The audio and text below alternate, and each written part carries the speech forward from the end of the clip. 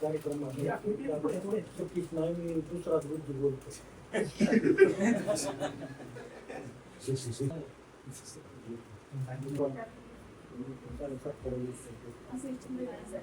सातशे 10 मार्क पाडले पण तिचे 2 प्रश्न चुकले आणि तिचे 720 पैकी 720 स्वप्न साकार झालं असलं तर तिच्या 12व्या आयुष्याला ती सर्वांच्या वतीने शुभेच्छा देतो आणि तिच्या आई वडिलांनी जी कष्ट घेतली तिच्यासाठी तिला ती जेवढी संधी उपलब्ध करून दिली त्याबद्दल मी त्यांचे मी आभार मानतो.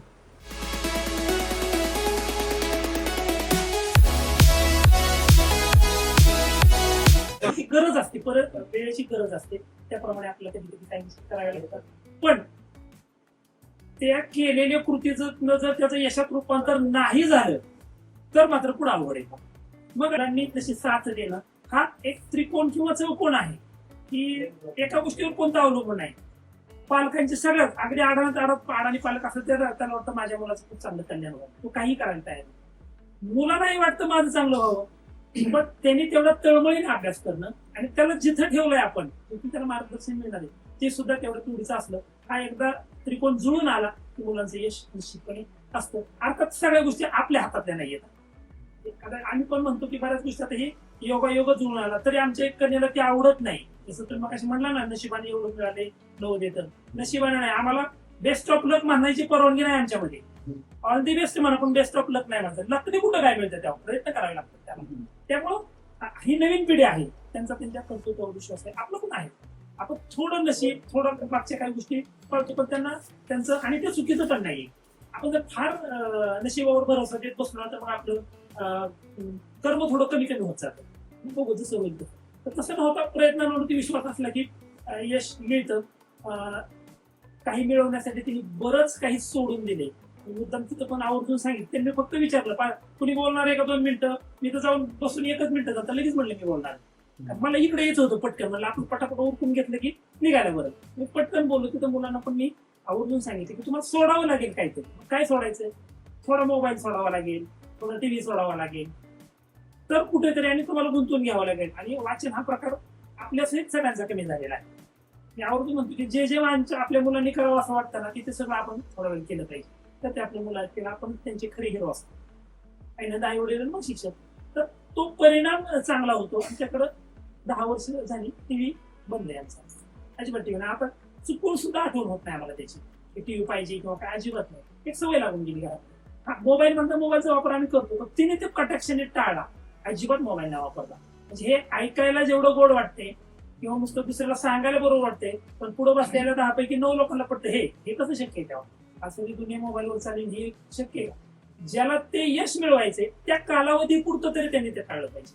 म्हणजे विद्यार्थी जीवनामध्ये असेल तर टाळलंच पाहिजे. मागाशी मी तिथं बोलता बोलता सहज छोट्या ह्याच्यात सांगितलं की मोबाईलवर आपलं एकाग्रता भंग पावते, 30 सेकंदाचे रील बरंच आपल्या काहीतरी होत असते. मला काही एवढं नॉलेज नव्हती की मी अगदी सायंटिफिक भाषेत सांगितलं, पिन ड्रॉप सायलेंस तिच्या भाषणात.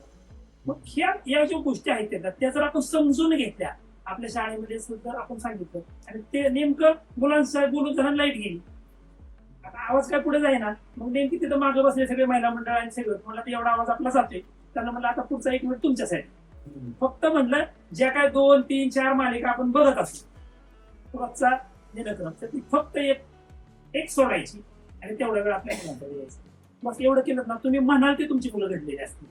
करायचं काय शिकवायचं नाही, काय गरज नाही शिकवायची मुलांना. फक्त त्याच्याजवळ बसला त्याची विचारपूस केली सगळं केलं ना तर चांगलं होतं. आता ही जरी आता डॉक्टर व्हायला आली असली किंवा होणार आहे तरी जर ही अकॅडमी मधून आली आणि संध्याकाळी आल्यावर तिच्या शेजारी 5-10 मिनिटं नाही बसलं तर मग तिचा पारा चढायचा.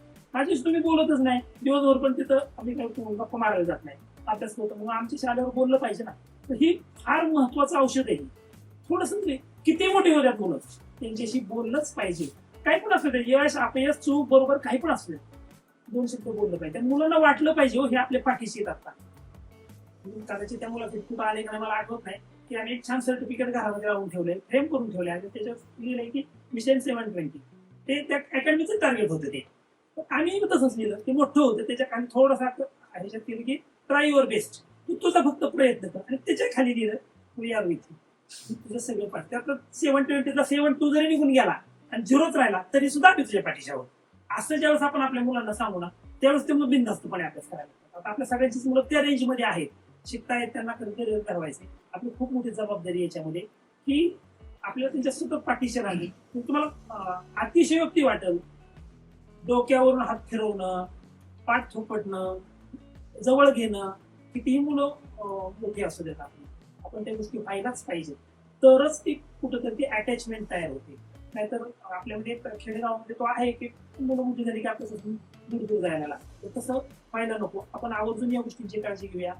मी यावर्षी तुम्हाला पण सांगितलं होतं, मला वाटतं कोणाला तरी, की जर तुम्हाला तिथं मुलांना घालायचं असेल तर रूम आणि हॉस्टेल शोधला स्वतः राहिला. माझ्या दौडमध्ये 4 जोड्या आम्ही त्या बारामतीत आणल्या. का तुम्ही तिला हॉस्टेलला ठेवणार, रूमवर ठेवणार, ते मेसचं डबं खाणार, सगळं शक्य आहे का? बघा ना, तुम्ही तिथे येऊन राहणार का? असेल शक्य तर या. आणि 4 फॅमिली तिथे राहायला आले, तुम्ही तुमच्या मुलांजवळ राहा, त्यांना चांगलं खाऊ घाला, त्यांचं विचारपूस करा. निश्चित या गोष्टींचा थोडासा परिणाम होतो. आपल्या सगळ्यांची मुलं चांगल्या पद्धतीने घडली पाहिजेत. आणि सगळ्यात महत्वाचं मला सांगायचं हे की मी जिथं मला बोलायची संधी मिळाली, म्हणजे असं नाही त्या चॅनल पुढं पण इथं आपण आता आपलं संधी मिळाली तर सोडायची नाही. जाणीवपूर्वक आमचा सगळा फोकस ते जेपी शाळेवर, जिल्हा परिषद शाळेची शिकून नुसती नाही 45 किलोमीटर अपडाऊन केली होती दररोज. हा मुद्दा आहे जेणेकरून आपल्याला सगळ्यांना असं जाणवलं पाहिजे की हे जेपी शाळेची शिकलेली आहे. दुसरी गोष्ट सामान्य घरात आहे. मला एक सांगा, खरं तर असं वाटायचं की आपल्या मुलीचा नंबर आला तर आपलं किती नाव आपल्या घराण्याचं, आपल्या गावाचं, आता ते सगळं सुटलंय. थेट आता महाराष्ट्रावर जाऊन पोहोचले. पण हे आमदार खासदार जर ते त्यांच्या स्टेटसला मंत्री लोक ठेवत असते तर त्यांना असं वाटतं की आपल्या महाराष्ट्राचे, आपण त्याला कशाला जागेवर ठेवायचं ना.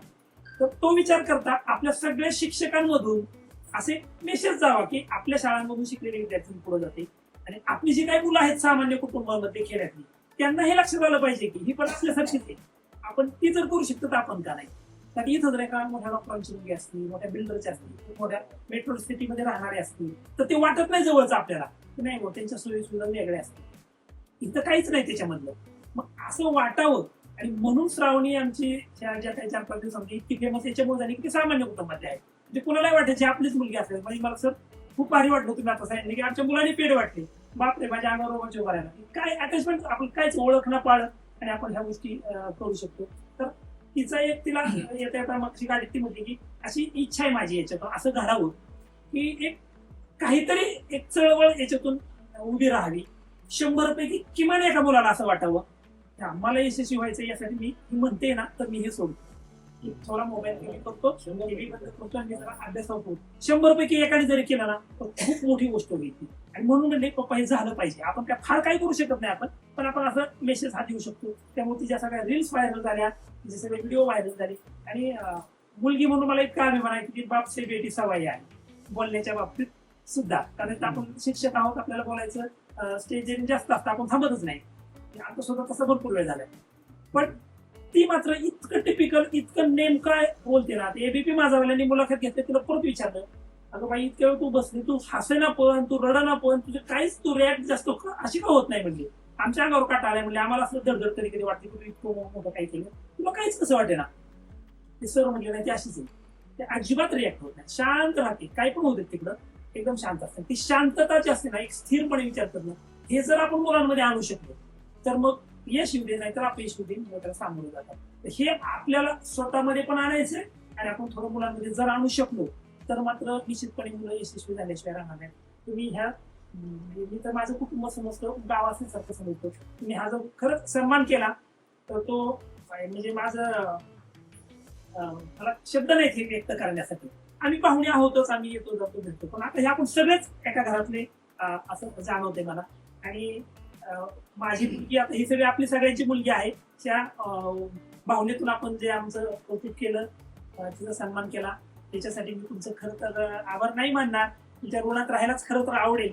आणि असंच प्रेम आशीर्वाद आपण सगळे एकमेकांच्या मुलांना देऊयात, चांगल्याचं कौतुक करूयात, चुकलं तर कानात सांगूयात, पण कौतुक मात्र 4 चौघात करूयात. ही गोष्ट आपण एकमेकांसाठी केली तर आपल्या पुढच्या पिढीला खूप मोठी उभारी मिळेल आणि पुढची पिढी आपल्यापेक्षा खूप पुढे हुशार आहे. आपल्या डीएडची पुस्तकं आठवा, ह्यांच्या पुस्तकाचा आकार फक्त बघा, ते खूप हुशार आहेत. प्रचंड ताणतणाव असतात त्यांना, त्यांच्या पाठीशी राहून आपली मुलं घडवण्याचं काम आपण करूया. आपण सगळ्यांनी माझ्यासाठी इतक्या वेळ वेटिंग केलं, वाट पाहिली आणि छान कौतुक केलं, त्याबद्दल आपल्या सगळ्यांचं बोलूया.